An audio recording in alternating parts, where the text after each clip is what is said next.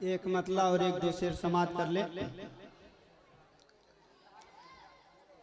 कोई गुलबा की रहेगा ना चमन रह जाएगा,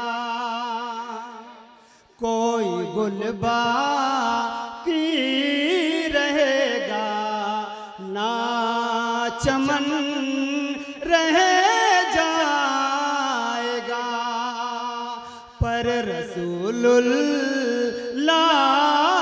का दीने हसन रह जाएगा, पर रसूलुल्लाह का दीने हसन रह जाएगा। और शेर समाप्त कर ले। जो पढ़ेगा साहबे लौलाक के ऊपर दुरूद, जो पढ़ेगा साहबे लौलाक के ऊपर दुरूद, आग से महफूज उसका तन बदल रहेगा, आग से महफूज उसका तन बदल रह जाएगा, पर रसूलुल्लाह का दीने हसन रह जाएगा।